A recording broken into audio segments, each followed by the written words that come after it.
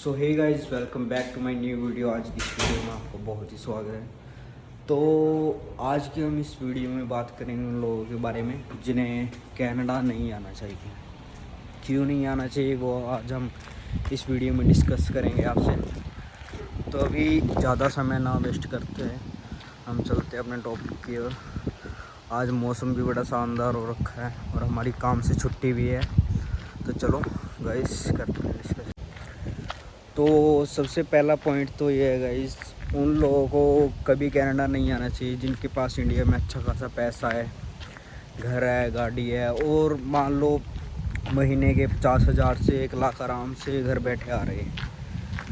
या मतलब जिनकी सैलरी 1 लाख से 1.5 लाख के बीच में, उनको तो बिल्कुल भी नहीं आना चाहिए, क्योंकि गाइस यहाँ के आप फंस जाओगे। क्योंकि यहाँ पे स्ट्रगल बहुत ज़्यादा है, काम भी करना पड़ेगा, हर काम करना पड़ेगा। काम कोई शर्म करके काम नहीं चलेगा, हर काम मतलब करना पड़ेगा यहाँ पे आपको। तो दूसरी बात गाइस, उन लोगों को भी कनाडा नहीं आना चाहिए जो ठंड बर्दाश्त नहीं कर सकती, क्योंकि इंडिया के मामले में यहाँ ठंड बहुत ज़्यादा होती है और ठंड में सर्वाइव करना बहुत मुश्किल होता है। कई लोगों की बॉडी ऐसी होती है जो ठंड बर्दाश्त कर लेती है, कई होती है जो नहीं कर पाते। तो अपने बॉडी के टेम्परेचर के अनुसार, डॉक्टर के रिकमेंडेशन के अनुसार यहाँ आए तो ही फ़ायदा है गाइस, बिल्कुल नहीं तो बिल्कुल फ़ायदा नहीं है। तीसरा पॉइंट, अगर मान लो आप यहाँ पे बीमार पड़ गए, आपको थोड़ा मोटा कुछ हो गया, यहाँ पे मेडिकल फैसिलिटी बहुत ख़राब है। मतलब वैसे तो अच्छी है, मतलब फ्री में मिल जाते हैं, पर दिक्कत है नंबर पढ़ने की। यहाँ पे नंबर नहीं पड़ता गाइस, बहुत 2-2 दिन मतलब 5-5 घंटे 10-10 घंटे ऐसे वेट करना पड़ता है मेडिकल फैसिलिटीज़ की। इंडिया में मान लो हमें ब्लड टेस्ट कराना हो तो मान लो बंदा घर पे आके सैंपल लेके चला जाता है। यहाँ पे ब्लड टेस्ट के लिए भी हमें 5 से 6 घंटे वेट करना पड़ता है। ऐसा हाल है गाइस यहाँ पे।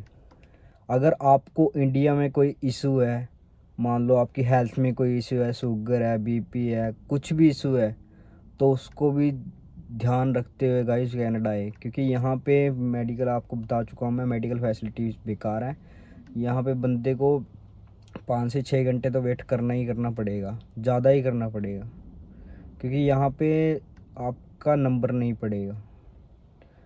इतनी बेकार मेडिकल फैसिलिटीज़ है। कनाडा की सबसे बड़ी कमी यही है कि यहाँ पे मान लो आपको आपकी बीमारी का इलाज बहुत मुश्किल होएगा, तो ध्यान रखते हुए। तो हमारा चौथा पॉइंट है गाइस, उन लोगों को भी कनाडा कभी नहीं आना चाहिए जो मान लो काम करने में शर्म करते हैं, या जो काम नहीं कर पाते, कहते हैं हम लेबर काम नहीं कर सकते या कोई काम वगैरह नहीं कर सकते, तो उन लोगों को भी कभी कनाडा नहीं आना चाहिए। जो मान लो नखरे करते हैं, मान लो शर्म करते हैं कि हम ये काम नहीं करेंगे, ये काम छोटा है, ऐसे है वैसे है, तो वो लोग तो गाइस कनाडा कभी मत आओ, क्योंकि यहाँ पे शर्म करके काम नहीं चलता। काम, हर काम करना पड़ता है यहाँ पे। तो सबसे पहले तो हमें इंडिया से स्किल जॉब सीख के आने चाहिए। मेरी गलती रही गाइस, मैं कुछ मान लो सीख के नहीं आया ना, मेरे पास इतना मतलब इतना टाइम नहीं लगा, क्योंकि मेरा प्रोसेस बहुत जल्दी हो गया था वीज़ा का। तो इंडिया में स्किल जॉब जैसे प्लम्बर होगी, आपको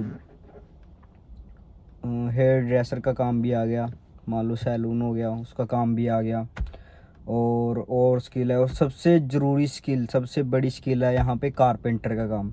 अगर आप यहाँ पे कारपेंटर का काम सीख लिए ना, तो गाइस आपकी चांदी चांदी हो जाएगी यहाँ पे। वो कैसे, मैं आपको दिखाता हूँ अभी, एक सेकंड। ये देखो गाइस, यहाँ पे सारे घर लकड़ी के हैं, सारे घर। आपको ईंट से बना हुआ एक भी घर नहीं दिखेगा यहाँ पे, टोटल सारे घर लकड़ी है, सारे के सारे। ये यहाँ पे मैं रहता हूँ इस अपार्टमेंट में, ये पूरा अपार्टमेंट लकड़ी से बना हुआ है, देख लो सिरे से लेके। इसलिए कहते हैं गाइस कारपेंटर का काम सीख के आओ, सबसे ज़्यादा पैसा इसी में। गाइस हमारा 5वां पॉइंट है उन लोगों के बारे में जो शेयरिंग में नहीं रह सकते, क्योंकि जब आप कनाडा आओगे तो आपको शेयरिंग में ही रहना पड़ेगा, क्योंकि शुरू में एडजस्टमेंट करने में बहुत दिक्कत होती है। मान लो, क्योंकि पर्सनल रूम का यहाँ पे रेंट बहुत ज़्यादा होता है, तो आपको शेयरिंग में तो रहना ही रहना पड़ेगा। अगर आप शेयरिंग में नहीं रह सकते, आपको पर्सनल रूम लेना है, तो आपको ज़्यादा एफर्ट्स करने पड़ेंगे, ठीक है। आप कुछ सेविंग नहीं कर पाओगे। अगर आप शेयरिंग में रहोगे तो आपकी सेविंग भी हो जाएगी थोड़ी बहुत। और शेयरिंग में होता है गाइस, मान लो आप ग्रोसरी कर रहे हो, तो ग्रोसरी अकेले बंदे के बजट के हिसाब से बहुत मुश्किल होती है। मान लो आप शेयरिंग में 4 बंदे रह रहे हो, तो चारों में बराबर बराबर पैसे आ जाते हैं ग्रोसरी के, और हेल्प भी मिल जाती है बनाने में, तो ये बहुत फ़ायदा हो जाता है। तो मैं तो यही सलाह दूंगा गाइस कि शेयरिंग में रहना बेटर है। तो गाइस हमारा 6th और छठा पॉइंट जो है वो ये है कि मान लो इंडिया में बंदा जो भी आता है कनाडा गाड़ी से, इंडिया में उसके पास गाड़ी है, मोटरसाइकिल है, एनीथिंग, मतलब जो भी है उससे ट्रैवल करता है, गाड़ी है, मोटरसाइकिल है, जो भी है। तो यहाँ पे आके आपको बस से भी ट्रैवल करना पड़ सकता है, पैदल भी चलना पड़ सकता है, 5 से 6 किलोमीटर, 10-10 किलोमीटर पैदल चलना पड़ सकता है। मैं खुद चलाऊँगा मैं इंडिया में मान लो मेरे को 1 किलोमीटर भी जाना होता था, 1 किलोमीटर से कम भी जाना होता था, तब भी मैं बाइक यूज़ करता था। और यहाँ पे मैं 5 से 6 किलोमीटर भी पैदल चलाऊँ। अब तो खैर चलो गाड़ी आ गई है भगवान की दया से। तो इंडिया में मान लो लोग होते हैं जिनके पास मान लो पैसा होता है, वो बड़ा बिजनेस होता है उनका, तो यहाँ पे आके वो लोग देखते हैं कि यार हमें बस से ट्रैवल करना पड़ रहा है, पैदल चलना पड़ रहा है, तो उनके लिए थोड़ी सी मुश्किल होती है। तो वो भी गाइस कनाडा ज़रा देख के आएँ। अगर आपका इंडिया में अच्छा खासा बिजनेस है तो आपको आने की ज़रूरत क्या है, यहाँ पे कोई ज़रूरत नहीं होती है गाइस। इंडिया में आपका बिजनेस है, पैसा है आपके पास, जो मर्जी है, in Canada does not matter, because कोई नहीं देखेगा। यहाँ पे तो आपको हर चीज़ करनी पड़ेगी, हर काम करना पड़ेगा, कोई शर्म करके काम नहीं चलेगा। पैदल भी चलना पड़ेगा, बस में भी ट्रैवल करना पड़ेगा, हर काम करना पड़ेगा। यहाँ पे शर्म करके बिल्कुल भी काम नहीं चलेगा गाइस। और आप देखोगे, मान लो शुरू में जब इंटरनेशनल स्टूडेंट है वो आते हैं, तो दूसरों को देखते हैं जो पुराने हैं, यहाँ पे बड़ी बड़ी गाड़ियाँ हैं, बड़े बड़े घर हैं, तो उनको देख के कई इंटरनेशनल स्टूडेंट होते हैं जो गाड़ियाँ ख़रीदने की वो करते हैं, कार लेने की, वो कार ख़रीद लेते हैं महंगी से महंगी, फिर उन पे ईएमआई भरी नहीं जाती, क्रेडिट स्कोर ख़राब हो जाता है, और रेपुटेशन ख़राब हो जाती है पूरी, क्रेडिट स्कोर की है जो भी है, मतलब सारा रिकॉर्ड ख़राब हो जाता है उनका। तो सलाह ये दूंगा गाइज, तो अपना पहले स्टडी भी फोकस करो। अगर आपकी अच्छी खासी इनकम है, आपका काम अच्छा चल रहा है, फिर गाड़ी ले लो, फिर कोई दिक्कत नहीं है गाइज। नई की तो मैं बिल्कुल रेकमेंडेशन नहीं दूंगा, यहाँ पे लेनी है तो पुरानी गाड़ी ले लो जिससे आपका काम चल जाए। ऊबर वगैरह कर सकते हो आप, स्किप कर सकते हो, एंड डोरडैश कर सकते हो, बहुत सारे ऐप हैं जिनसे आप अर्निंग कर सकते हो गाड़ी के। तो गाइस 7वां हमारा पॉइंट है, उसको भी कनाडा कभी नहीं आना चाहिए जो मान लो सब्र नहीं रख सकता।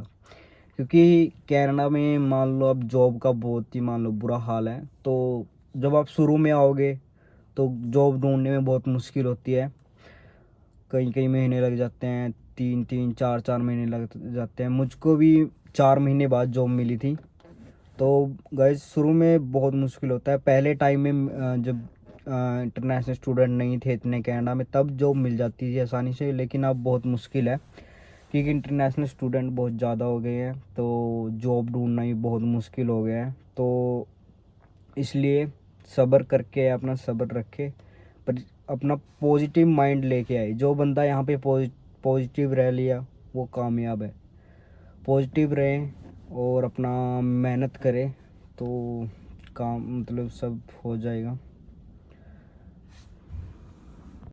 तो गाइज़ अब हम बात करेंगे उन लोगों के बारे में जिनको कनाडा आने का फ़ायदा है रियल में।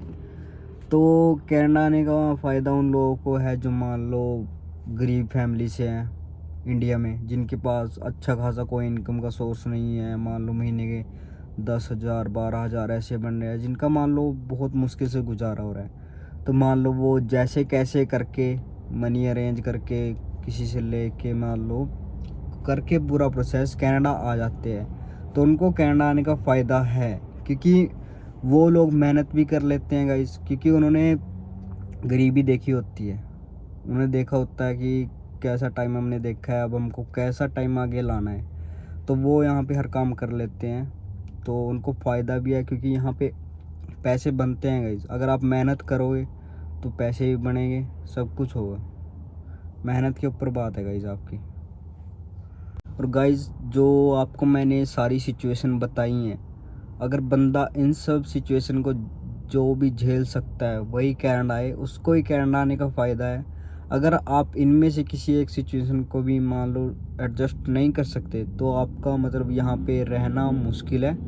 एडजस्ट तो सब हो जाता है, लेकिन घुट घुट के जीने में मतलब गाइस बहुत मुश्किल होती है। तो थैंक यू गाइस वीडियो को एंड तक देखने के लिए। लाइक, सब्सक्राइब और कमेंट ज़रूर करना गाइस। अगर आपके भी मन में कोई पॉइंट है, आपको कुछ पूछना है या आपको भी कोई बताना है, तो कमेंट ज़रूर करना गाइस। Thank you. अगली वीडियो में भी आपको कुछ नॉलेज देंगे इसके बारे में। तो थैंक यू, बाय बाय।